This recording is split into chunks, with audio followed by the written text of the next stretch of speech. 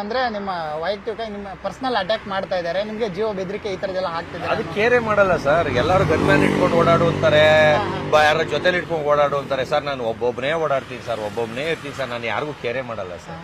ನಾನು ಎದ್ರಕೊಂಡ್ರೆ ತಾನೇ ನನಗೆ ಭಯ ಆಗೋದು. ನಾನು ಎದ್ರಕೊಳ್ಳೋದೇ ಇಲ್ವಲ್ಲ. ಅಲ್ಲಲ್ಲಲ್ಲಲ್ಲಲ್ಲಲ್ಲ ಓಕೆ ಅಲ್ಲ, ಅದೇನೆ ಸರ್. ಏನ್ ಇವಾಗ ನಾನು ಎದ್ರಕೊಳ್ಳಲ್ಲ.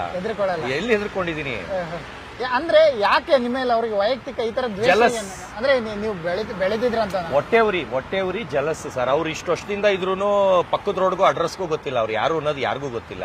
ನಾವೀಗ ಸೋಷಿಯಲ್ ಮೀಡಿಯಾ ಆನ್ ಮಾಡಿದ್ರೆ ಸರಾಪಟಕಿ ತರ ಕನ್ಸಲ್ಲೂ ನನ್ನ ವಾಯ್ಸೇ ಬರ್ತದೆ ಅನ್ನೋ ತರ ಫೇಮಸ್ ಆಗಿದ್ದೀನಿ. ಅದಕ್ಕೆ ಅದು ನನ್ನ ಇಷ್ಟ, ನಂದು ಯಾವ ಗಿಮಿಕ್ಕೂ ಇಲ್ಲ, ಏನಿಲ್ಲ. ಇದಕ್ಕಿಂತ ಮುಂಚೆನೂ ಹಂಗೆ ಒಂದ್ ನಾಯಿ ತಗೊಂಡ್ ಬಂದ್ರು ಇವ್ರು ಯಾರು ಹಾಕಿದ್ರು ನೋಡಿ, NDTVಲಿ 9 ವರ್ಷದಿಂದಾನೇ ಬಂದ್ಬಿಟ್ಟಿದ್ದಾನೆ ನನ್ನ ಅಣ್ಣ ಅಂತ. ಆ ಟೈಮಲ್ಲಿ ಅವತ್ತಿನ ಡೇಟ್ ಅಲ್ಲಿ 300 ಚಾನಲ್ ತೋರಿಸ್ತೀನಿ. ಅದಾಗಿ ಒಂದು 6 ತಿಂಗಳಿಗೆ ಒಂದು 600 ಚಾನಲ್ ತೋರಿಸ್ತೀನಿ. ಅದಾಗಿ ಒಂದು ವರ್ಷಕ್ಕೆ ಅದೊಂದು 300 ಚಾನಲ್ ತೋರಿಸ್ತೀನಿ. ಆಗಿನ ಕಾಲದಕ್ಕೆ ಇದು ಎಲ್ಲ ನನಗೆ ಏನು ಝೀರೋ ಸಮಾನ ಸರ್. ಇವಾಗ ಏನಿದೆ ಈಗ ಬಿಗ್ ಬಾಸ್ ಅದು ನಂಗೆ ಝೀರೋ ಸಮಾನ. ಶೂಟ್ ಮಾಡಿ ಸಾಯಿಸ್ಬಿಡ್ತೀನಿ. ಇರಿಟೇಷನ್ ಕಣ್ರಿ, ಕಳ್ಸಿ. ಅಂದ್ರೆ ನೀವು ಮುಂಚಿಂದನೂ ಚೆನ್ನಾಗಿದ್ದಿದ್ರಿ ರಜತ್ ಅವ್ರ ಜೊತೆನೆ, ಓಕೆನಾ? ಅವ್ರದ್ದೇ ಚಾನಲ್ಗೆ ಹೋಗಿದ್ರಿ, ಇಂಟರ್ವ್ಯೂ ಎಲ್ಲ ಕೊಟ್ಟಿದ್ರಿ, ಇಷ್ಟೆಲ್ಲ ಕ್ಲೋಸ್ ಇದ್ದು ನೀವು ಈ ತರದೆಲ್ಲ ಏನ ಘಟನೆಗಳು ಆಯ್ತು ಅಂತ ಸರ್? ಈಗ ನೀವ್ ಅನ್ಕೊಂಡಿರೋದು ನಾವು ಅವ್ರು ಫ್ರೆಂಡ್ ಇದ್ವಿ, ಚೆನ್ನಾಗಿದ್ವಿ ಅಂತ. ನಾನು ಅವ್ರನ್ನ ಮೀಟು ಆಗಿಲ್ಲ, ನನ್ಗೆ ಯಾವ ಫ್ರೆಂಡು ಅವ್ರು ನನಗೆ ಇರ್ಲಿಲ್ಲ. ಅವ್ರ ಯೂಟ್ಯೂಬ್ ಚಾನಲ್ಗೆ ಫಸ್ಟ್ ಕಾಲ್ ಮಾಡಿದ್ ಅವರೇನೆ.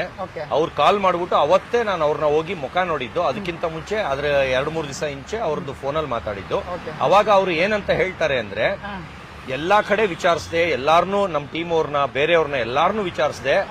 ನೀನ್ ಯೂಟ್ಯೂಬ್ ಬೋಣಿ ಮಾಡ್ತಾ ಇದ್ಯಾ, ಸುದೀಪ್ ಸರ್ದು ವಿಡಿಯೋ ಮಾಡಿ ಇಟ್ಕೊಂಡಿದ್ರಂತೆ. ಆದ್ರೆ ಸುದೀಪ್ ಸರ್ದ್ ಹಾಕಿದ್ರೆ 1 ಪೈಸನು ಓಡಲ್ಲ, ನಿಂದ ಹಾಕಿದ್ರೆ ವೈರಲ್ ಆಗುತ್ತೆ, ಆಮೇಲೆ ಸಬ್ಸ್ಕ್ರೈಬರ್ ಜಾಸ್ತಿ ಬರ್ತಾರೆ ಅಂತ ಅವ್ರ ಫ್ರೆಂಡ್ಸ್ ಸರ್ಕಲ್ ಎಲ್ಲ ಹೇಳಿದ್ರು ಅಂತ. ಸುದೀಪ್ ಸರ್ದು ಆಗ್ತಾ ಇಲ್ಲ ಸರ್, ನಿಮ್ಮಿಂದಾನೇ ಬೋಣಿ ಮಾಡಿಸ್ತಾ ಇದೀನಿ ನಮ್ ಯೂಟ್ಯೂಬ್ ಚಾನಲ್ ಮಿಸ್ಟರ್ ಹಾರಂಡಿ ಅಂತ.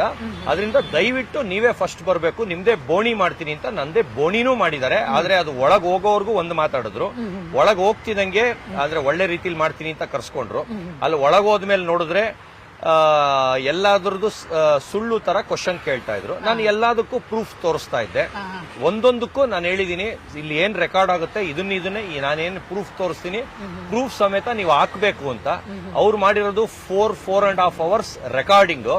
ಅದನ್ನ 1 hour 20 minutesಗೆ ಕಟ್ ಮಾಡ್ಬಿಟ್ಟು ಎಲ್ಲಾದ್ರಲ್ಲೂ ಸುಳ್ಳು ಮಳ್ಳ ಕಳ್ಳ ತರ ಒಂಥರ ಕೆಟ್ಟದಾಗಿ ತೋರಿಸಿ ಎಲ್ಲಾದ್ನೂ ಸೆನ್ಸಾರ್ ಕಟ್ ಮಾಡಿ ಅವ್ರಿಗೆ ಹೆಂಗ್ ಬೇಕು ಆ ತರ ರೋಸ್ಟ್ ಮಾಡಂಗೆ, ಆಡ್ಕೊಳಂಗೆ, ಕೆಟ್ಟದಾಗಿ ಆ ತರ ಮಾಡಿದ್ರು. ಅದನ್ನು ಕಂಪ್ಲೇಂಟ್ ಅಲ್ಲಿ ಸೇರಿಸಿದ್ರು.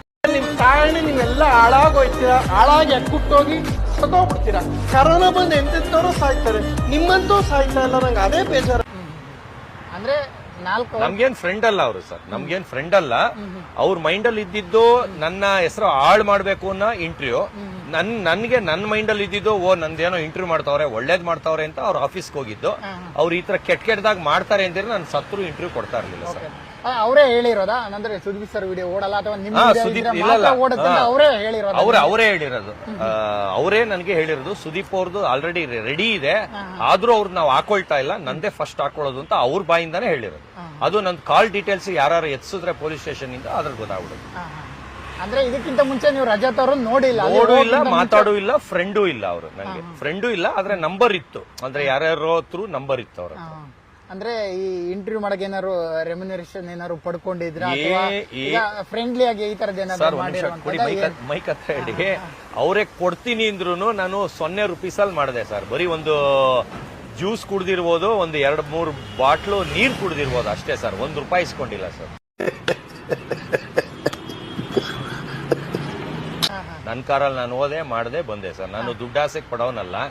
ಅವರೆಲ್ಲ ಈ ತರ ಮೈಂಡ್ ಅಂತ ಆಮೇಲೆ ಅವರು ಎಲ್ಲ ರೀಲ್ ಎಲ್ಲ ಕಟ್ ಮಾಡಿ ಹಾಕಿದ್ಮೇಲೆ ಗೊತ್ತಾಯ್ತು ಈ ತರ ಅಂತ. ಆದ್ರೆ ನಾನು ಅನ್ಕೊಂಡಿದ್ದು ಒಂದು ಒಳ್ಳೆ ರೀತಿಲಿ ನಂದೆಲ್ಲ ಸಾಕ್ಷಿ ಕೊಟ್ಟಿದ್ದೀನಿ, ಪ್ರೂಫ್ ಕೊಟ್ಟಿದ್ದೀನಿ. ನಾನು ಏನ್ ಹೇಳ್ತೀನಿ ಅದೆಲ್ಲ ನಿಜ ಅನ್ನತ ಬಿಂಬನೆ ಎಲ್ಲಾದ್ರೂ ಪ್ರೂಫ್ ಕೊಟ್ಟು ಇಂಟರ್ವ್ಯೂ ಮಾಡಿ ಬಂದಿದ್ದೀನಿ. ನನ್ನ ಒಳ್ಳೆ ರೀತಿ ಹಾಕ್ತಾರೆ ಅಂತ ಅನ್ಕೊಂಡಿದ್ದೆ.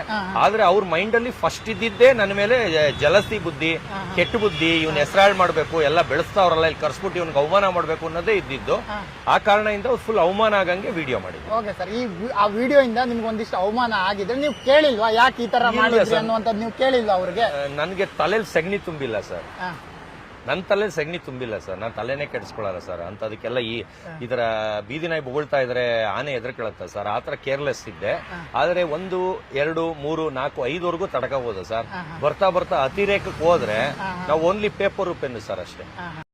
ಅವ್ನು ನಮ್ಮ ಪೆದ್ದ ಏನಪ್ಪ ಈಗ ನಿಮ್ ಕತೆ?